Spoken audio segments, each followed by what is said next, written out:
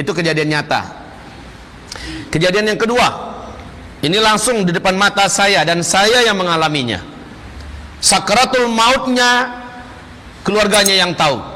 Disiram Pak, sampai-sampai banjir bilik dia, tempat dia mati itu. Dia panas, minta disiram terus, minta minum terus. Minum panas, kemudian dikasih minum, masih haus, panas, badannya disiram Pak, kayak orang nyiram kebakaran. Disiram terus sampai berlinang-linang, sampai naik ke atas mata kaki air di kamarnya itu. Orang yang di bawah juga nyiram air keluar, dia disiram terus. Panas kok muslimin, panas, haus. Mati dia dalam keadaan buruk, matanya membelalak, mulutnya mengeluarkan busa, mati.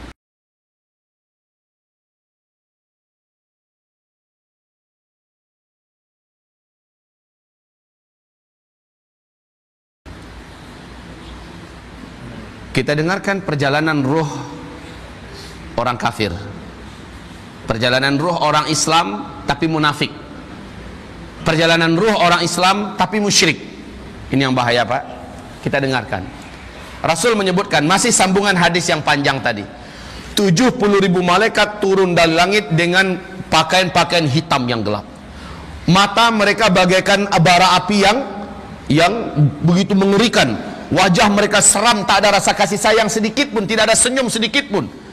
Begitu angker dan begitu geramnya malaikat-malaikat 70.000 ini turun untuk mengelilingi si calon mayat yang kafir ini, si calon mayat yang munafik ini, si calon mayat yang musyrik ini, yang ahli dosa dan maksiat ini.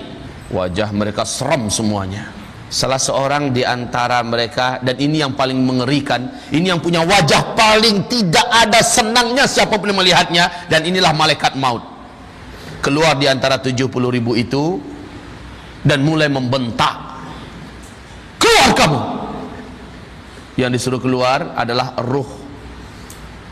Ya ayyatuhan nafsul khabithah, hai jiwa yang kotor, hai jiwa yang hitam, hai jiwa yang menjijikkan, keluar.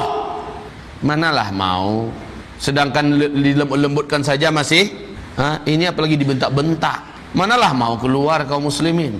Kaum muslimin yang kami muliakan, malaikat langsung memasukkan jari-jarinya ke mulut orang ini untuk menarik ruh itu dengan kasar. Setelah itu diperlihatkan kepadanya pemandangan neraka dengan berbagai macam jenis siksaan, dan dia tertulis namanya di situ. Tempat ini adalah tempat si fulan. Nama dia si calon mayat. Makin takutlah roh ini keluar, betul tidak? Makin tidak mau keluar. Di situ dihantam oleh malaikat. Yauma nadribu wujuhahum, kami pukul wajah mereka, tepak, keluar kamu, keluar.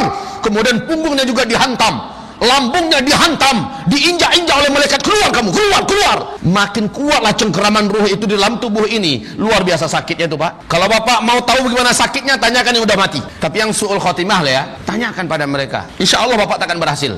Kaum muslimin yang kami muliakan, dipaksa. Singkat cerita, bayangkan menarik rambut dari tepung itu enak, tetapi menarik besi-besi yang yang runcing-runcing itu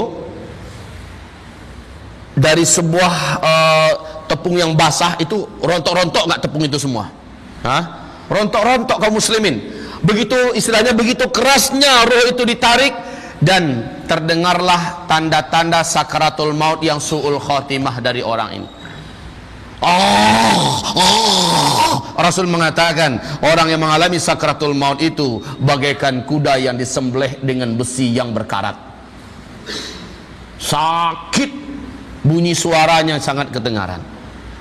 Kaum muslimin yang kami muliakan, singkatnya roh itu pun keluar.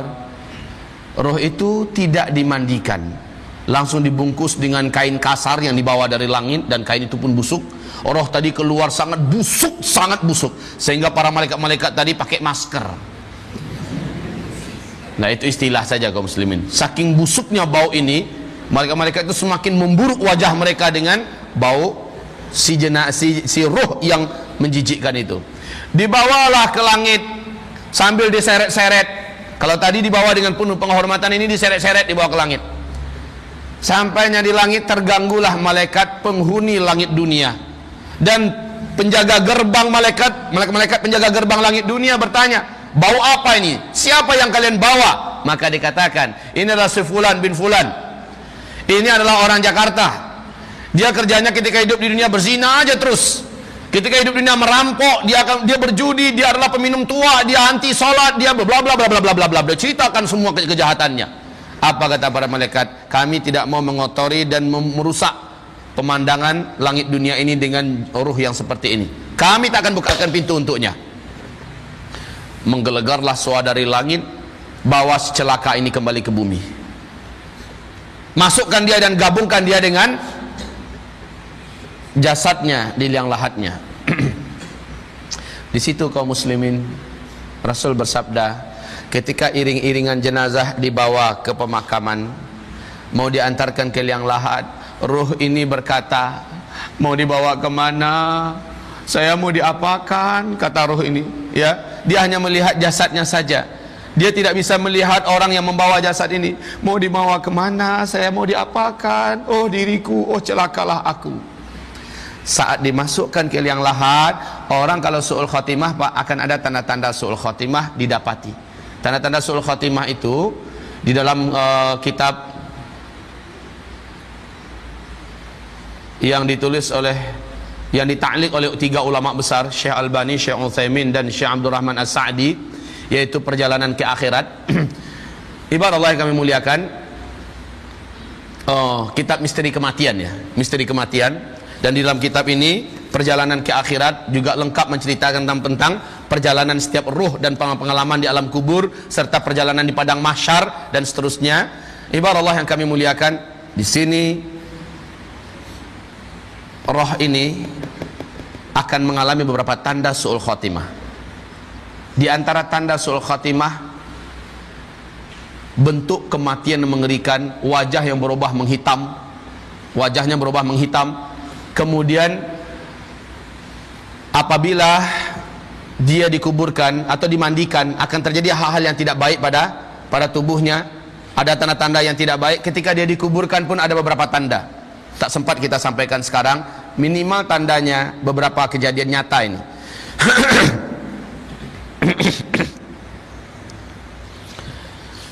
Seorang pemuka agama di kabupaten 50 kota di Sumatera Barat. Dia pemuka agama, Pak, tokoh dan bahkan dikatakan sebagai khalifah lah, kalau kata orang-orang pengajian di Sumatera Barat. Meninggal dunia. Meninggalnya juga ngeri meninggalnya, padahal dia tokoh agama, seorang khalifah malah diistilahkan. Kemudian dimandikan, dikapani dan disolatkan, diantarkan ke pekuburan. Waktu mau dimasukkan, liang lahatnya itu menyempit, jadi tak muat. Kemudian ditarik balik ke atas jenazah tadi, dilapangkan balik, digali dengan skop, dibuang tanahnya ke atas, diperlebar, diperbesar, dimasukkan lagi, sempit lagi. Memang sempit kaum muslimin, tak muat, macam cocok untuk anak umur 5 tahun ke bawah aja. Semua yang menyaksikan takjub. Itu dari pukul 2:30, ya, dari pukul 2:30. Tahu tidak sampai jam berapa? Sampai menjelang maghrib. Bolak-balik dimasukkan, tidak dapat, menyempit terus tanahnya. Kemudian karena orang dah mau maghrib, hari juga mau hujan, udah gelap di langit, mau hujan, mau maghrib, terpaksa dimasukkan dengan ala kadarnya, ya. Dimasukkan dengan paksa, ditekuklah bagian-bagian lututnya, ditekuk ke atas, bagian paha, pangkal paha juga ditekuk, kemudian kepala juga ditekuk, dimasukkan begitu. Padahal guru besar mereka itu, guru besar mereka. Akhirnya dimasukkan dengan paksa, agak memiring, bukan lagi lurus normal, dimasukkan. Ketika diletakkan papannya, baru saja papan terakhir, semua yang ada di atas mendengarkan bunyi tulang yang diremukkan. Bunyi tulang yang diremukkan, kertuk, semuanya mendengar, semua yang ada di atas mendengar. Masya Allah, Masya Allah. Singkatnya, memang semasa hidup dia termasuk orang yang suka mengambil tanah orang lain, tanah anak muridnya. Mentang-mentang dia guru besar, mentang-mentang dia ditakuti karena dia punya banyak kesaktian, kata orang itu karamah segala macamnya. Ya, kaum muslimin akhir hayatnya Allah permalukan seperti itu. Itu kejadian nyata. Kejadian yang kedua, ini langsung di depan mata saya dan saya yang mengalaminya. Sakratul mautnya keluarganya yang tahu. Disiram Pak, sampai-sampai banjir bilik dia, tempat dia mati itu. Dia panas, minta disiram terus, minta minum terus. Minum panas, kemudian dikasih minum, masih haus, panas, badannya disiram Pak, kayak orang nyiram kebakaran. Disiram terus sampai berlinang-linang, sampai naik ke atas mata kaki air di kamarnya itu. Orang yang di bawah juga nyiram air keluar. Dia disiram terus. Panas kok muslimin, panas, haus. Mati dia dalam keadaan buruk, matanya membelalak, mulutnya mengeluarkan busa, mati. Istrinya datang ke rumah saya, menangis, Ustaz, tolong Ustaz, suami saya dah meninggal dunia. Innalillahi wa inna ilaihi raji'un. Kapan Bu? Baru Ustaz, tolong ya Ustaz ya, tolong selenggarakan. Iyalah, saya datang Bu, insyaallah. Saya datang kaum muslimin. Sesampai di sana, saya ikut memandikan. Tak usahlah saya ceritakan apa yang saya saksikan ketika memandikannya. Lalu dikapani, saya mengapani. Setelah itu dibawa bersama-sama ke musola, ke surau. Di samping surau itu langsung pemakaman umum. Di samping pemakaman umum itu langsung jalan yang boleh ditempuh oleh satu mobil saja. Di samping jalan itu sawah ke bawah, kira-kira 3 meter tuh sawah tuh. Sawah, udah terbayang kira-kira.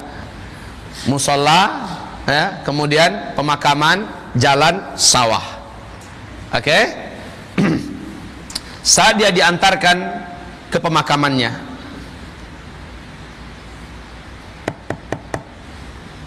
sudah siap dibawa ke bawah jenazahnya untuk dimasukkan ke liang lahatnya. Udah mau masuk begitu, tiba-tiba di kaki kami semua orang-orang menjerit, awas ular, kata orang. Ada seekor ular besar hitam, panjangnya mungkin 2 meteran, panjang kaum muslimin, besar ularnya. Ular itu berjalan di sela-sela kaki orang. Biasanya ular kalau melihat orang lari, jangankan orangnya banyak, satu aja ularnya yang lari, betul tidak? Yang ini malah ularnya main di sela-sela kaki orang. Kemana perginya? Menuju ke lubang kuburan. Setelah dia sampai di lubang kuburan, maka dia langsung menjatuhkan diri ke dalam. Lah yang membawa mayat, yang menampung mayat tadi, tahu enggak apa yang dilakukan oleh mereka? Takut. Ya takutlah. Masa ular masuk ketawa mereka? Enggak ada itu. Takut semuanya. Dalam ketakutan itu, ular tadi langsung masuk ke liang lahat. Masya Allah, memilih posisi di liang lahat, seperti nunggu dah, cepat, masukin cepat. Saya udah tak sabar mau. Udah seolah seperti itu kaum muslimin. Akhirnya jenazah ini main lempar begitu aja, disusun papanya secara acak, mereka lari ke atas. Ular hitam kemudian ditimbun. Masya Allah, jenazah dan ular sudah ada dalam satu liang. Sorenya datang adiknya tinggi, seluruh badannya penuh dengan tato. Ternyata adiknya ini pun datang seperti orang setengah mabuk. Ustaz, terima kasih Ustaz sudah menyelenggarakan kematian abang saya. Dia kasih saya amplop, nih Ustaz. Apa ini saya bilang kan? Ini tanda terima kasih kami ya Ustaz. Dia memang pimpinan Samseng lah. Iya Samseng, pimpinan Samseng dia. Saya katakan, ambil balik nih, kasih sama anak-anaknya lebih berhak menerima ini. Allah, kami segan sama Ustaz. Nak ada segan-segan, bawa aja pulang. Makasih Ustaz. Tapi Ustaz, abang saya itu matinya dalam keadaan mabuk Ustaz. Ulalah, matinya dalam keadaan mabuk. Man laqiyallaha wa huwa mudminul khamri mata wa huwa alaihi ghadban, kata Rasulullah. Siapa yang meninggal dunia sementara dia masih mencandu khamar, Allah murka kepadanya.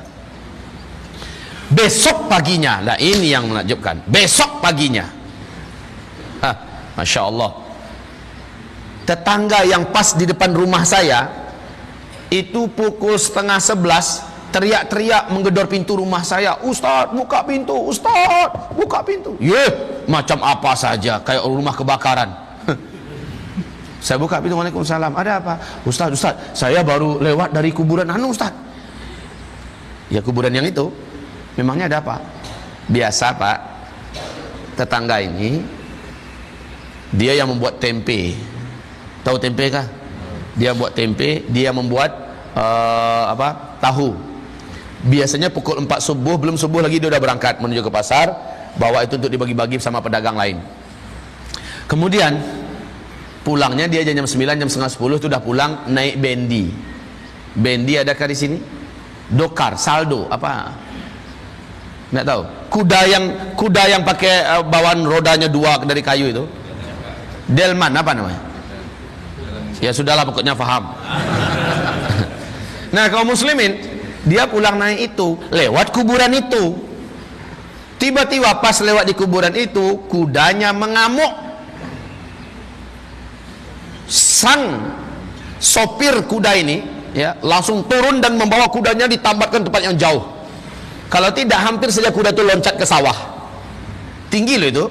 Hampir saja kuda itu dengan delmannya loncat ke sawah. Apa kata sang sopir kuda ini, delman ini? Dia lihat hantu. Kuda ini lihat hantu katanya.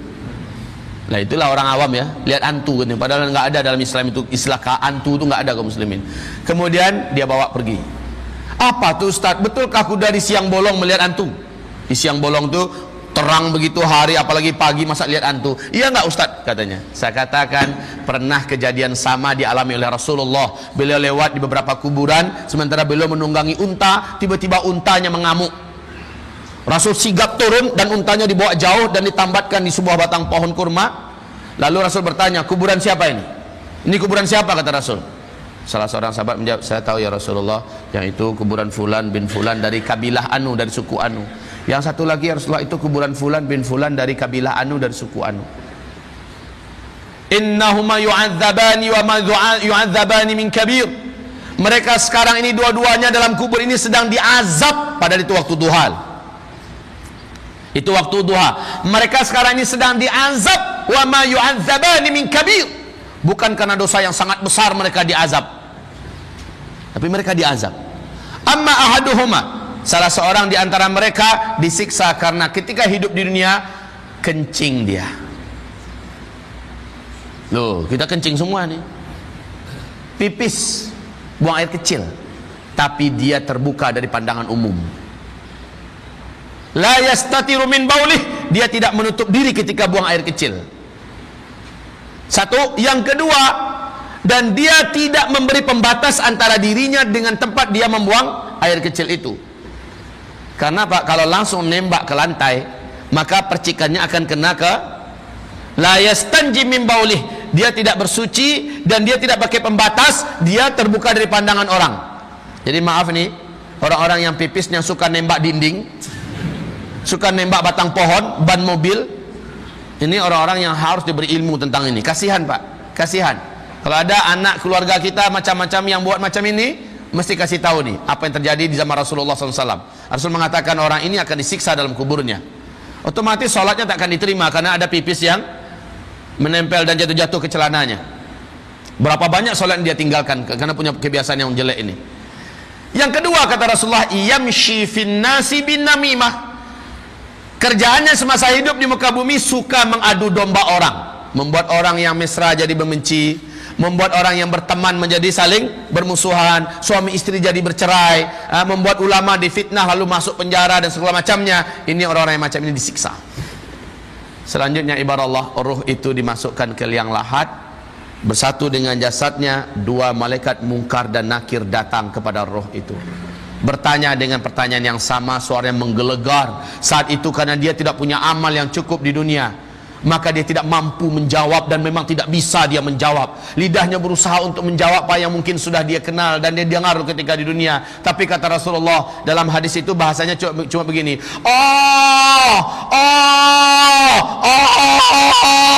dia ingin menjawab tapi tidak bisa keluar bahasanya. Ditanya, "Man rabbuka?" Siapa Rabbmu? Madinuka, apa agamamu? Wa madza taqulu an hadzal rajul? Apa yang kau katakan tentang laki-laki ini, yaitu tentang Rasulullah? Dia mau menjawab tapi tidak bisa menjawab, tidak bisa menjawab. Kalau orang munafik, hanya pertanyaan terakhir yang bisa dia jawab, itu pun jawabannya sesuai dengan keadaan hidupnya di dunia. Kata orang, dia Rasulullah, saya juga mengatakan begitu. Cuma begitu kemampuan orang munafik, bisa menjawab. Lalu dipukullah dia dengan satu kali hantam masuk ke dalam perut bumi. Retak dan pecahlah bagian sininya, bagian kepala dan segala macamnya. Kemudian dia ditarik kembali keluar. Di situ dia langsung dinampakkan pemandangan surga kepadanya. Dalam keadaan sakit dia melihat pemandangan surga. Ada namanya di situ. Dia ingin loncat untuk lari ke sana. Ditahan dia. Mau kemana? Mau ke situ tempat saya. Seharusnya memang di sini tempatmu yang Allah janjikan. Tapi engkau telah meninggalkannya ketika engkau hidup di dunia. Engkau bermaksiat kepada Allah. Disegellah tempat itu dan ditutup. Engkau tidak akan menempatinya selama-lamanya. Lalu dinampakkan pemandangan neraka dan ada tempat penyiksaannya di situ. Kemudian dikatakan, ini tempatmu. Ini yang akan engkau tempati selama-lamanya, wahai durjana. Maka menjeritlah sang hamba celaka ini dalam kuburnya. Allahumma ajjilis sa'ah. Ya Allah, lambatkanlah kiamat, lambatkanlah kiamat, lambatkanlah terjadinya kiamat. Kenapa? Karena dia tahu setelah kiamat dia harus menempati tempat yang sudah disediakan itu. Mengerikan kaum muslimin. Lalu dia dimasukkan ke asfalas safilin, disiksa, disiksa, disiksa sampai hari kiamat. Model-model siksaan pun berbeza-beza, berbeda-beda kaum muslimin. Ingin kita sampaikan tapi waktu yang tidak mengizinkan.